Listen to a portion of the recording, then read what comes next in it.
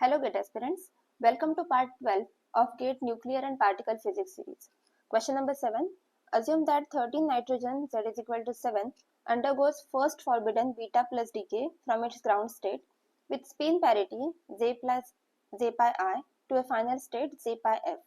The possible values are of these are, so we have 13 N and we have Z is equal to 7, that means N will be equal to 6.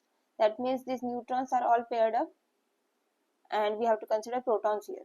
So 1 is half, then we have 1p 3 by 2, then 1p 1 by 2.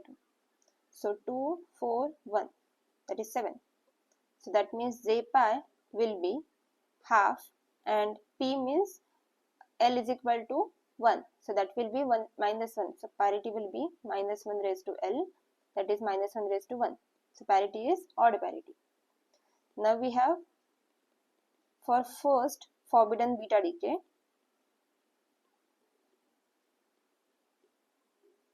conditions are this: delta I should be 0, plus minus 1, plus minus 2, and parity changes.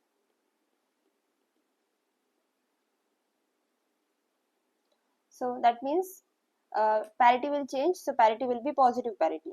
So first one is minus 1 by 2 minus first parity is, initial parity is, and next parity changes. So parity changing here. So this is not correct. So option A is correct. Also you can calculate it. You have 1 by 2. So this can be, this final can be, with 0 change it will be half, or with change 1, change equal to 1, 3 by 2 or 5 by 2. So minus, minus, minus. So these are the possible cases, plus. So these are the possible cases. So option A is correct. Next question. In an experiment, it is seen that an electric dipole E1 transition can connect an initial nuclear state of spin parity Z pi 2 plus to final state Z pi F. All possible values of Z pi F are. Now it is transition, E1 transition. So for E1 transition, parity changes. That means this is not possible. So parity is going to change. Also, for E1 transition, delta L is equal to plus minus 1. So we have to consider that. Initial state is 2 plus state. So if 2 plus state is changing to 1 minus, then change is 2 minus 1, that is 1, and 2 plus 1 is 3. So 1, 2, 3, these are possible. So this transition will be E1 transition. Similarly, if it is going to 2 minus, then change will be 2 minus 2 is 0 and 2 plus 2 is 4. So 0, 1, 2, 3, 4. This is possible. So out of this, this E1, this is E1. Next we have 2 plus going to 3 minus. So in that case, 3 minus 2 is 1 and 3 plus 2 is 5. So 1, 2, 3, 4, 5. So this will be, first one will be even. So this is even. So here 1 minus 2 minus 3 minus can be the final possible states. So option D is correct. These are the conditions. For even transition, parity changes and delta L is equal to plus minus 1. Next. For the given sets of energy levels of nuclei X and Y whose mass numbers are odd and even, choose the best suited interpretation. So see, for the set 1, we have first state, that is 0 plus state. The 0 plus state is for even nuclei. And here it is given that Y is even nuclei. So this is set 1 is for Y. And the 0 plus state is for vibrational spectra. So this is vibrational. So first one is even nuclei, Y nuclei and vibrational. So option D is correct. Set 1 is vibrational band of pi. So that means set 2 is rotational band of X. Next question. The Gell-Mann-Okuba mass formula defines the mass of baryons as, and this expression is given, where M0, A and B are constants. I represents the isospin, Y represents the hyperchange. If the mass of sigma hyperons is same as mass of lambda hyperons, then the correct option is. So mass of sigma hyperons is same as mass of lambda hyperons.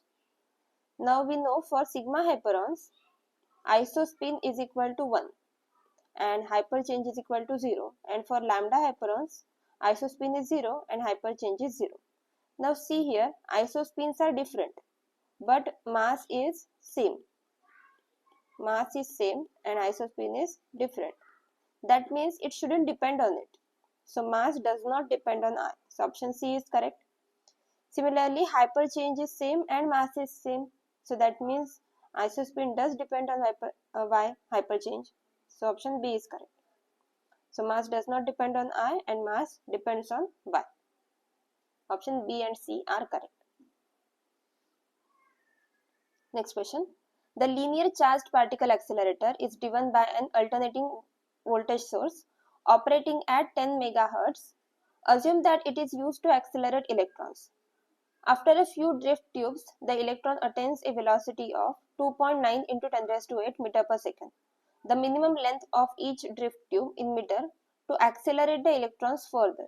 Round it off to 1 decimal place. Now length of the tube. Now distance is equal to velocity into time, correct? So if this is alternating voltage, then in this portion only it is going to get accelerated, not in this portion. So this is time period by 2. If total time is time period to complete one oscillation, then this will be t by 2. So time taken here is t by 2.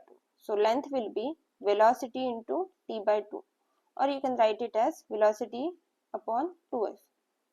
So length is equal to, velocity is given 2.9 into 10 raised to 8 upon 2 into frequency is 10 into 10 raised to 6, and that is equal to 14.5 meter. So you can round it off to 14 or 15. So let it be 15. Answer given in the answer key is 14.0 to 15.0. And you can keep it like this. Round it off to 1 decimal place. So 14.5. Next, 48.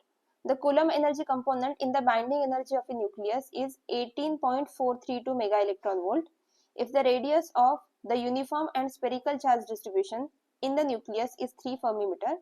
The corresponding atomic number rounded off to nearest integer is.